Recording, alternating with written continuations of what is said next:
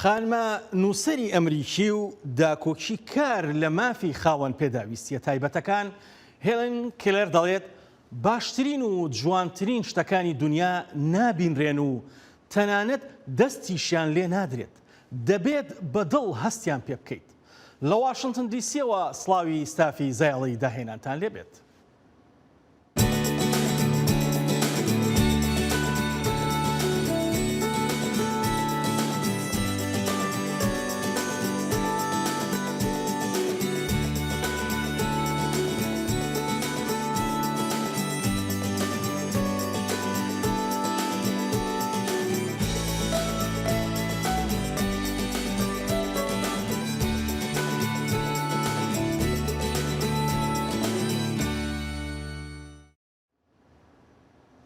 ئەم هەفتەیە ڕۆژی نیشتیمانی گوڵی لالەی هۆڵندا بوو.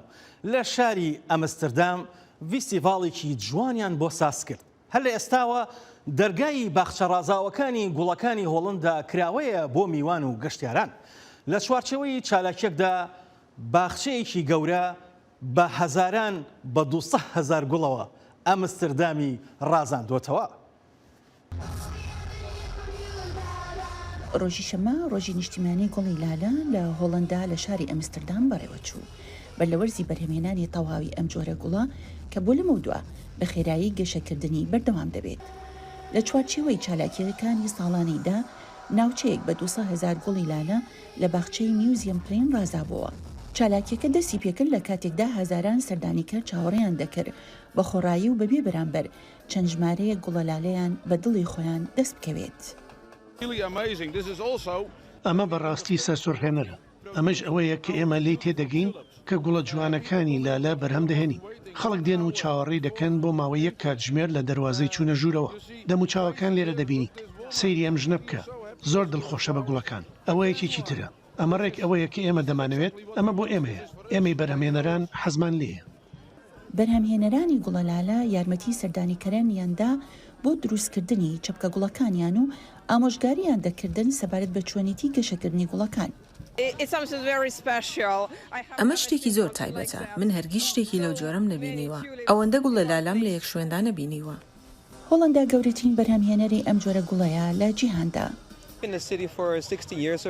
من 16 ساڵە لە شارەکەدا دەژیم، بەڵام هەرگیز نەچوومەتە ئەم بۆنەیە. بێگومان بۆ یەکەم جارە پێشبینیم نەدەکرد بەم شێوەیە بێت، بەڵام پێم وایە دڵخۆشکەریە. لە ماوەی ئەم وەرزەدا بەرهەمهێنەرانی هۆڵندا لە نێوان 1.7 بۆ 1.9 ملیار گوڵی لالە بەرهەم دەهێنن کە بۆ زیاتر لە 100 وڵاتی جیهان هەناردە دەکرێت. شایان پاشا، دانی ئەمریکا، واشنگتن. نووسەری ئەمریکی چیرۆکە زانستیەکان ئۆکتافیا ئی باتلەر دەڵێت هەر چیرۆکێک کە دروستی دەکەم من خۆم دروست دەکەم. من بۆ ئەوەی خۆم دروست بکەم دەنووسم. کچێکی کوردە و لە ئەسفەهان لەدایک بووە و ئەکتەر و دەرهێنەرە. لە ساڵی 2000ەوە وەک خوێنکار دەستی کردووە بە کاری شانۆیی، دواتر بۆ بە مامۆستا هەر لە بواری شانۆدا. لە زانکۆی دهۆک لە کۆلێجی ئادا بەشی شانۆی تەواو کردووە و خاوەنی چەندین بڕوانامە و کاری شانۆیی ناوازە و گرنگە لە ئەڵمانیا. ئەم خاتونە لە ئەڵمانیا هەستاوە بە ئامادەکردن و سازکردنی تێکستەکەی یەکێک لە ڕۆمانە گرنگەکانی بەختیار عەلی بۆ زمانی شانۆ بە زمانی ئەڵمانی. هاوکات یەکێکیشە لە ئەکتەرە سەرەکیەکانی ئەم شانۆ جیهانیە. ئێستاش کەڤاڵ سدقی میوانی زایڵی داهێنانە. کەڤاڵ خانم، کاتت باش. ئەم کاتی ئێوەش باش بەڕێز. زۆر سپاس.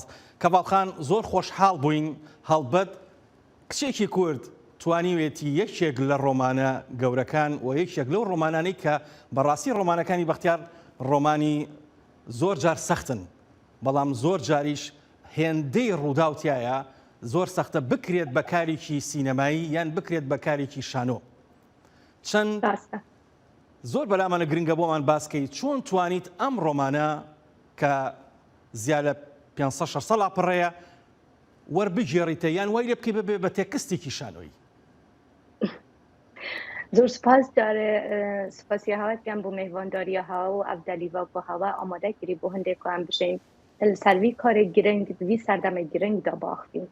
ڕاستی ڕۆمانێت بەختیار عەلی گشتی یان ڕۆمان بگشتی زمان و مەکانەوەی بێ سنوورە ئەنکو دوو تشتت گرنگت ناوێدا کود ناوشانوێدا ji زۆر گرنگە زمان و مەکانە یعنی جه و دەم کود ناو ڕۆمانێدا چ سنوور بوونە هێنەدانان لێت ناوشانوێدا geleka giringە ku em dîf demê şanûyê lîstik digirin wê têmê bigiştî diyar bikin bê ku kakilka babetî da kêmasîtê da diyar bibin evca wek cenabê te xwe amaje pêdayî romaneka 600-700 laperiya nivîserê mezin û ek bêjne sihirbazê peyvên Kurdiyê Bextiyar Elî mirov bikete ser zimanê Elmanî û bû teksteke şanûyî ku 37 lapera da min amade kiriye rastî çendîn meha vekêşa ji ber ku babet ji bilî ku babetekî gelekî giring e wek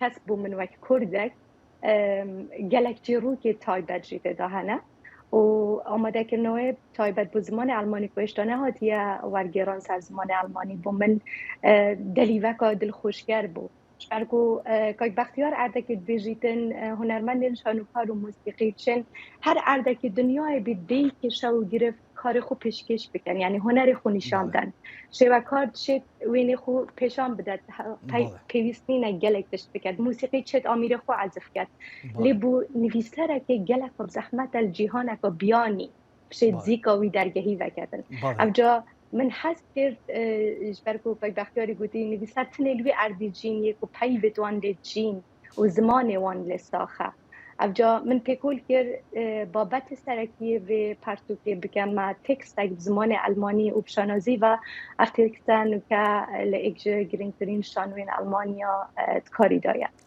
بەڵێ هەڵبەت کەڤاڵخان ئەم شانۆیە لە ئەڵمانیا بۆ یەکەم جارە شانۆیەکی لەو جۆرە ڕۆمانێک دەکرێتە ئیشێکی شانۆیی ڕۆمانێکی کوردی و لە شانۆیەکی ئاوایە و هاوکات هەم کورد و هەم ئەڵمانەکان و چەندین نەتەوەش بەشدارن تایدا و بێجگەلەوە ئەم زمانی ئەم شانۆیە یان گەیاندنی ئەم شانۆیە شانۆیەکی جیاوازە تێکەڵەیەکە لە مۆسیقا لە گۆرانی لە شانۆ لە هەموو ئەم شتانە پێکەوە هەمووتانی کۆکردوتەوە لەسەر تەختی شانۆی نیشتیمانی ئەڵمانیا بەڵێ ئەوەی جێگای دڵخۆشیە لە ڕاستی ئیشی شانۆ ئەوەیە ئێمە دەڵێن شانۆ دایکی هەموو هونەرەکانە لەبەرەوەی کە تێکەڵەوە ینی پێکهاتەیەکە لە هونەری شێوەکاری وێنە موسیقا لڤین و پەیف یعنی لەبەر ئەوە دەڵێن شانۆ دایکی هەموو هونەرەکانە بەڵێ هەڵبەت کەڤاڵخان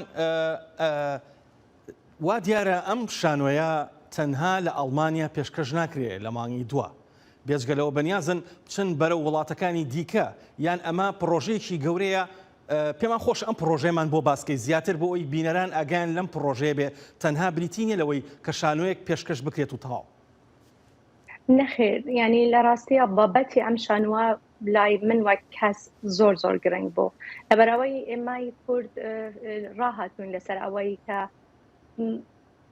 بە دڵناخۆشیەوە دەڵێم کە ڕۆلی قوربانی دەبینی یعنی لە مێژوو ڕاستە ئێمە زۆر حەزمان لەوەیە کە قارەمانمان هەبێت یعنی وەک هەموو وڵاتەکانی ڕۆژهەڵات ئێمەش هەموو کاتێک هەموو چاخێک هەموو سەردەمێک قارەمانێکمان هەبووە بۆ ئەوەی خۆمان لە مێژووی خۆمان لەو کاراکتێرە ببینەوە بەڵام ئەم ڕۆمانە ئەم بابەتە هەستیارە تایبەت لەم سەردەمەکە ناسیۆنالیزم زۆر قۆڵ بووە یعنی ڕۆڕیشالی دیسا بەڵاو کردووە لە هەموو شوێنێک لە ئەوروپا کە ئێتر کاتی ئەوە هات بوو نەگەڕێتەوە ئەو سەردەمە ئەو بابەتە هەستیارە حەزم دەکرد وەک کوردێک ئەم کێشەی کورد بۆ جیهان دیار بکەین ڕاستە ڕۆمان ئێستا ینی ئێمە لە سەردەمی گلۆبالیزمدا دەژین سەردەمێک کە ئینسان حەزی لە ئەوەیە ینی سورعەیە لە هەموو ژیانی نەفەسی کەم بووە لەبەر ئەوە ڕۆمان کرد ینی شانۆکردنی ڕۆمانیانژی بە فلمکردنی ڕۆمانە گرنگەکانی جیهان ئێستا بووتە وەک مۆدەیلی هاتبووە ئێتر بوو بابەتێکی ئەوەندە گرنگی کوردی کە لەسەر جینۆسایدی کلتوریە نەکرێت بە شانۆ ئێمە لە پرۆگراممان وایە کە ئەم ئیشە بوو چەندین شوێنی تر لە چەندین جێگای تر کە لە کوردستان لە پێکول و گفتوگوی داین بەڵام لە بەغا هەر لە ئێستا داوات کراوە ئێمە لە پێکۆلین بۆ ئەوەی کە ئەگەر بکرێت دەرگایەک بکەینەوە و لە تورکیا ئەم بابەتە بتوانین لەسەر دەپیشان و ببین و ئیشی پێ بکەین ئیتر بوو چەند فستیڤالێکی تری نێودەوڵەتیش تا ئێستا یعنی لە دانوستاندنی بۆ ئەوەی بزانین کاتەکان چۆنە بۆ ئەکتەرەکان. بەڵێ کەڤاڵخان هەڵبەت چەندین شانۆت پێشکەش کردووە وەک هەم وەکو ئەکتەر و هەم وەکو دەرهێنەر بە زمانی کوردی بەڵام ئەم شانۆیە بە زمانی ئەڵمانیا و شانوویەکی تا ڕادەیەکی زۆر نێونەتەوەیە ئیشکردنیەکە لە نێوان چەند کولتورێکە و ئیشکردنە لە ناو مێژووە ئیشکردنە لە ناو فەرهەنگە چەند هەست بە هەمەڕەنگی فەرهەنگی و کولتوری و زمانەکەی لە ناو ئەم شانۆیە چەند دڵی خۆش کردووی ئەم شانۆیە لەگەڵ شانۆکانی دیکەدا. لە ڕاستیە ترسێکم هەبوو لە سەرتا بێجگەلەوەی کە ئەم بابەتە ینی ئەم کیشەی کە کاکبەختیارەوە تێمەکی سەرەکی لە ڕۆمانەکە باسی کردووە منیش هەر لەو بابەتە بوو تێکستی شانوویم ئامادە کردووە ترسم هەبوو کە ئەکتەریان خوێنەری ئەڵمان چۆن سەیری ئەم بابەتەکە چۆن خۆیان ینی لەو تێمەدا دەبێنەوە دەدۆزنەوە چۆن دەبنە یەکێک لەو بابەتە بەڵام جێگای دڵخۆشیە کە پێش ئەوەی کە ئێمە دەست بە پرۆڤە بکەین زۆربەی ئەکتەرەکان بە دڵخۆشیەوە ویستیان ئەو ئیشە بکەن لەبەر ئەوەی کە مەترسی دووبارە هەڵدانی ئەو ترسە یان ئەو ئێشە ناسیۆنالیستە ئێستا لە هەموو جیهان زۆر بەڵاوە و خۆیان ینی بە هەستی جیا ینی ئەکتەری یونانیمان هەیە کە خۆشی بە ڕەنگێکی جیا لەو بابەتە دەبێنتەوە یعنی مێژووی خۆیان لەگەل ئەو کاتایی کە ئێمە باسەکەین ینی ڕۆمانەکە باسی دوو سەردەمی جیاکە کە هەر لە کۆتایی جەنگی جیهانی دووەمە لە 1945ەوە دەستی پێکرد و لە کاتی ینی ئەو کاتی تر لە 1900 کۆتایی 1960ەکانە کە لەسەر چۆنێتی پەیدابوونی جیلێکی بەخۆ خوازان ینی کەسێک کە جیلێکە خودێ ببینیت ینی کە چاوە ئەف هەستات ناو خەلکیدا بەڵاو بیدوەکی ئێشەکێ. بەڵێ هەڵبەت ئەم ڕۆمانە کە کراوە بە شانۆ لەلایەن ئیحسان مامۆستا ئیحسانەوە دەرهێنانی بۆ کراوە چەند دوامین پرسیارمەوەیە دەرهێنانی یەکێک لەم شانۆیانە بەم شێوازە و هەماهەنگی ئەڵمانەکان لەگەڵ ئەم ئیشە شانۆیە ئێستا کاتی ئەوەیە ئیتر شانۆی کوردی بچێتە سەر تەختی شانۆکانی وڵاتانی ئەوروپا و وڵاتانی جیهان بە زمانە جیاوازەکانی دنیا؟ بەڵێ بوونە لەبەر ئەوەی لە ڕاستیدا ئێمە لە مێژدا لەسەر ئەو کارە ینی لەسەر ئەو ئالوگوری کللتوریە کار دەکەین لە 2007ەوە تا ئێستا ینی کۆنتاکێکی زۆر قۆڵمان دروست کردووە و ئەوە یەکەم جانیە کە ئیشی کوردی بێتایرە ئێمە لە 2015 هەر لەم گرنگترین فستیڤالی ئەم شارە بوو کە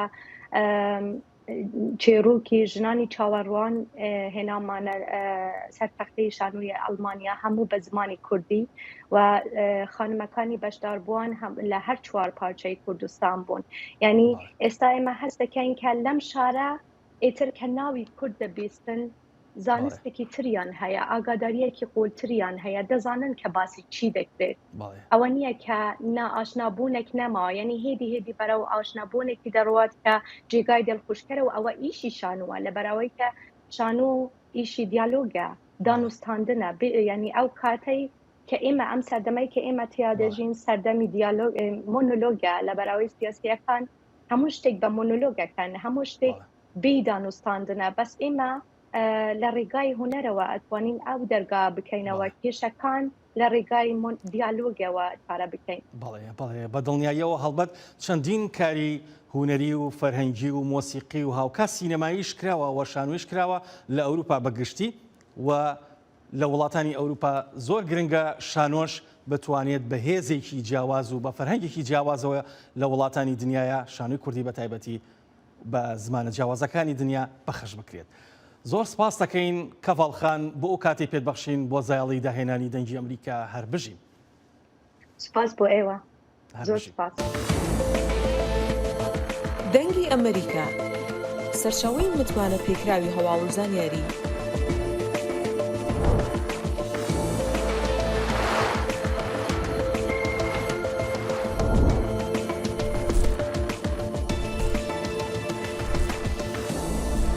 لە ماڵپەڕ و تۆڕە کۆمەڵایەتیەکانی دەنگی ئەمریکاوە ئاگاداری هەواڵ و گۆڕانکاریەکانی جیهان بە.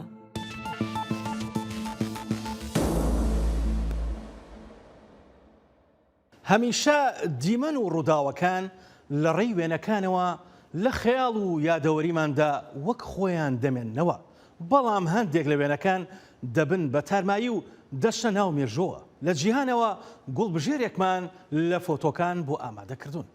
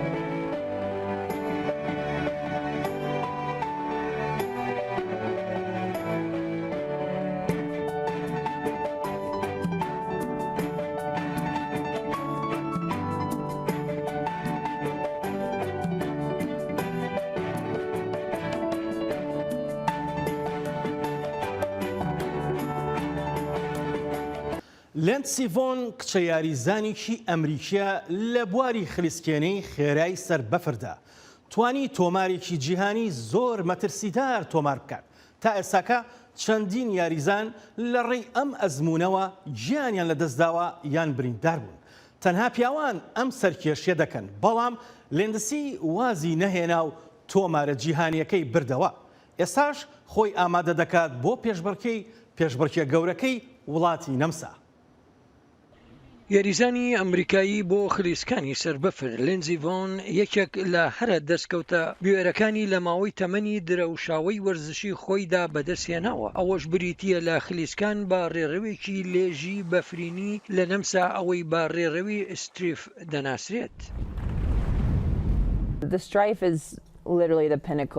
ڕێڕەی بەفرینی ستریف بەمانەی وشە لێشترین ڕێڕە و دژوارترینە لە جیهاندا. چەندان کەس لەسەر ئەم ڕێڕەوە گیانیان لەدەستدا و خودی خۆشم هەستم بۆ سەختیە کردووە. جا ئەگەر بۆ یەک جار بتوانم بە خلیسکان بەسەر ئەو ڕێڕەوە لێژەدا بڕۆمە خوارەوە، ئەوە دەبێتە دەستکەوتێکی مەزن. ڕێڕەوی بەفرینی ستریف بۆ خلیسکانی سەربەفر بە یەکێک لە هەرە دژوارترین ڕێڕەوەکانی بەفرین لە جامی جیهانی خلیسکان لە چای ئەلپ بەڕێوە دەچێت و تەنها پێشبڕکێی خانمان بۆ خلیسکانی سەربەفر لەوێ ساز دەکرێت. بەباشی ڕووناکردنەوەی ڕێڕەوەکە ئەوان کارێکی زۆر باشیان ئەنجامدا. ئەوەش لە ڕاستیدا ئەو کاتانم بەبیر دێنێتەوە کە کاتێک گەورە دەبووم من دوای خوێندنی ڕۆژانم هەموو شەوێک لە میناسۆتا ڕاهێنانی خلیسکانی سەر بەفرم دەکرد. بەڵام هاوکات ئەم خلیسکانی سەربەفرە سەرکێشیەکی گەورە بوو، ئەوەی هەرگیز شیانی بەرجەستەکردنیم بە هەزردا نەدەهات. یاریزانی ئەمریکایی بۆ خلیسکانی سەربەفر لێندسی ڤۆن مێژووی خوڵقاند هەر وەک بە زۆری لە ماوەی تەمەنی وەرزشەکەیدا بەدەستی هێنا. ئەوەش بەوەی کە ببێتە یەکەم ژن لە تاریکی شەودا و بە خێرایی پتر لە 100 کیلۆمەتر لە یەک کاتژمێردا بەسەر بەفری چیادا بە خلیسکان بێتە خوارەوە. لێندسی ڤۆنی تەمەن 38 ساڵان ئەوەی لە ساڵی 2019دا وازی لە خلیسکانی سەربەفر هێنا دوای ئەوەی ژمارەی پێوانەیی جامی جیهانی لە 82مین پێشبڕکێ بەدەست و ئەو خانمە ئێستا ئامادەیە بۆ ئەنجامدانی تاقیکردنەوەی خلیسکان و ناوبرا و خۆشحاڵ بوو کە بتوانێت بگاتە کۆتایی ئەو ڕێڕەوە لێژە بەفرینەیە و ئەوەش دوای برینداربوونەکانی ئەژنۆی بەسەختی بە درێژایی تەمەنی کاری وەرزشی. سمکۆ عەزیز، دەنگی ئەمریکا. سەدان هاوڵاتی چیلی شەوی شەممە لە سانتیاگۆ مانەوە بۆ بینینی نمایشێکی شانۆ و ڕووناکی و نمایش لە ئاسمانەوە. نمایشێکی سەرنجڕاکێش و سەرسوڕهێنەر بوو لە ڕێی کامێرا و ڕووناکی و ڕەهەندە جیاوازەکانەوە. ئەم داهێنانە داهێنانێکی شانۆیە و لەوێ سازکراوە تەنها. بسەدان خەلکی چیلی لە پارکا ئۆهیگنز لە باژارێ ساندیاگۆ ji بۆ تەماشاکردنا نمایشا ئەکرۆباتیک û hewayî kom bûn ku bi bandorên balkêş û taybet hate pêşandan. Karîlon bi ramana firîna demî nimayişek mezin ya şanoya bajarî ye ku navbeyna erdê û esmanî têkirin û teknîkên balkêş li ser sê qonaxên cuda bikartîne. Deka wê bi helgira teleskopê ve girêdayî ye ku 8 mîtran ji erdê bilind e. Me berhemek pêşkeş kir ku serpêhatiya ezmûnek 20 salan kar û xebatê ye. Ev e nimûneyekê ku gelek formên berbiçav yên ekrobatê û hunermendan tîne bahev. Nimayişeke ku dêzayîna semayên rast rast digel alavên dîmenên ciwan nîşan dide. Ev nimayişe bi derhêneriya Angelo Bonello yê Îtalî tê birêvebirin. Nimayişên esmanî ji hêla semakarên ekrobatîk tên nimayişkirin ku gelek balkêş e bi bandorên taybet di nav de jî bazdan di valahiya esmanan de bû nîşandana derbasbûna 4 werzên salê. Her wesa dîtbariyeke li ser xwezayê û carenivîsa mirovatiyê.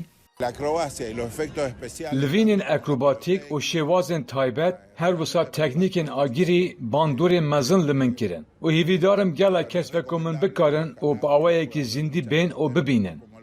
Ev bûyere yekem seredana Karîlon firîna demî ye ber bi Amerîka Başûr ve di çarçoveya bernameyan Sandiago Emel. Festîvaleke ku di meha yek de ji bo bûyerên hunerî û çandiyên balkêş û kêmxerç tên pêkînan. Helen Sindî, Dengê Amerîka. ئەیوب حسێن پاڵەوانی عێراقی لە یاری مشتەکۆڵەدا لە کێشی 57 کیلۆگرامیدا ساڵی ڕابردوو لەسەر ئاستی 96 وڵاتی جیهانی پلەی سێهەمی بەدەستهێناوە. بەڵام لە ڕێگەی دۆفرۆشتنەوە بژێوی ژیانی خۆی پەیدا دەکات و چاوی لەوەیە ببێتە پاڵەوانێکی جیهانی. دڵشاد ئەنوەر بۆ زایاڵا میوانی ئەیوب بوو. سەرقاڵی دۆفرۆشتنە و ڕۆژی 8 کاتژمێر لێرە کار دەکات. ئەیوب حسێن تەنها بەجەستە لای عەرەبانەکەیەتی و بژێوی ژیان ناچاری کردووە لێرە بێت. ئەگینا هەمیشە بیری لای وەرزشی بۆکسێنە. ئەو لە کێشی 57 کیلۆگرامیدا پاڵەوانی عێراق و لە ڕکابەرێتی ساڵی ڕابردووشدا لە وڵاتی ئیمارات نوێنەرایەتی عێراقی کردووە و لەسەر ئاستی 96 وڵات پلەی سێمی بەدەستهێناوە. ڕۆژان لە پێنجی ئێوارەوە تاوەکو سەعات 12 بۆ یەکی شەو کەوا من خەریکی ئیشکردنم و لە دوایەوە کە من خەریکی تەمرینم کەوا هیلاکەوی هەم ئیشەکەت بکەیت و کەوا لەوێت تەمرینەکە شکەی و لە ساڵی 2022 لە کێشی 57 کە بوومە پاڵەوانی عێراق و سێهەمی جیهان. ئەیوب یەکێکە لەو سەدان یاریزانەی بۆکسیان سەرباری پشگیری نەکردن و سپۆنسەر نەکردنیان بەڵام کۆڵ نادەن و دەیانەوێت پەرە بە وەرزشەکەیان بدەن. جیاواز لە وڵاتانی پێشکەوتوو کە یاریزانە نایابەکان پاڵپشتی دارایی و معنەوی دەکرێن بەڵام لە هەرێم و عێراق دۆخەکە بۆ یاریزانان مایەی دڵخۆشی نییە. ڕاهێنەری ئەیوب سەرباری نیگەرانیەکانی بەڵام چاوەڕوانی داهاتوویەکی پرشنگداری بۆ دەکات. دیارە ئەیوب یەکێکە لە یاریزانە زۆر باشەکان نەک لەسەر قاعەکەی من بگرێت لەسەر ئاستی کورسان و باشترین یاریزانیش لەسەر ئاستی عێراق. ئەیوب چاوەڕوانی ئەنجامی باشتری لێەکەین پشتیوان بەخوا ئەم جارە پاڵەوانی ئایندەمان ئەیوب لەسەر ئاستی هەموو جیهان یەکەمی جیهانە بێت. ئەیوب لە پاڵ دۆفرۆشیدا ڕۆژانە 2 کاتژمێر مەشق و ڕاهێنانی قورس ئەنجام دەدات. لە کاتی مەشق و ڕاهێناندا تەواو خۆی ماندوو دەکات و هەموو شتێک وەلاوە دەنێت دەیەوێت بە هەر نرخێک بێت ببێتە یەکێک لە پاڵەوانەکانی جیهان لە کێشی خۆیدا. خەونی من ئەوە تا کە بوومە پاڵەوانی جیهان بوومە یەکەمی جیهان بەڵام لەم وڵاتەیە کەس داعم و پشگیریت ناکە کەوا بوویتە پاڵەوانی جیهان. دۆخەکە بۆ وەرزشکاران لە عێراق و هەرێم ئومێدبەخش نییە بە تایبەت بۆ ئەو یاریزانانەی دەیانەوێت ببنە ئەستێرە. بەڵام لەگەڵ ئەوەشدا نایانەوێ بیرکردنەوەی ناومێدکەر زاڵ بێت بەسەریاندا و هەوڵی خۆسەلماندن دەدەن لە گۆڕەپانێکدا کە بە ئەستەم دەتوانن تێیدا داهاتویان بنیاد بنێن. دڵشادەنوەر، دەنگی ئەمریکا، گەرمیان. مامۆستا حکمت پیاوێکی خاوەن پێداویستی تایبەتە بەهۆی هەڵگرتنی مینەوە قاچەکانی لەدەستداوە، هەرچەندە بەهۆی خزمەتە نیشتیمانیەکانیەوە قاچەکانی لەدەستداوە، بەڵام ئەم ڕووداوە ئەوی نەوەستاندووە لە خزمەت. ئێستا ئەو لەسەر عەربانەشە لە یەکێک لە باخچەکان خەریکی پەروەردەی نەوەکانی دوا ڕۆژە و خزمەتی داهاتووی وڵاتەکەی دەکات.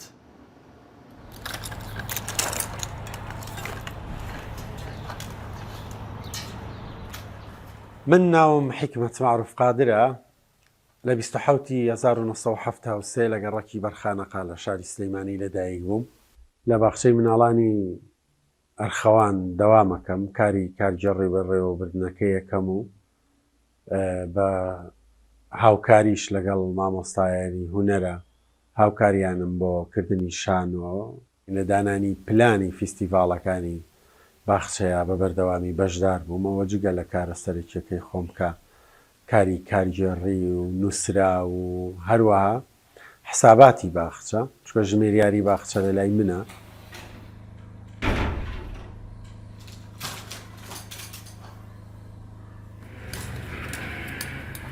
یەکێک لەو گرفتانەی کە لە وڵاتانەی ئێمەیە کە تۆپۆگرافیایەکی معقد و ئاڵۆزی هەیە، کێشە هەرە سەرەکیەکەی کە یەتە ڕێگای نەبوونی ڕێوشێنی هاتوو چۆی ئاسانە بۆ کەسانی کە مندام و خاوەن پێداویستی تایبەت و بە تایبەتی ئەوانەی کە وەکو من لەسەر وێڵچەرن یا لەسەر وێڵچەری کارەباین.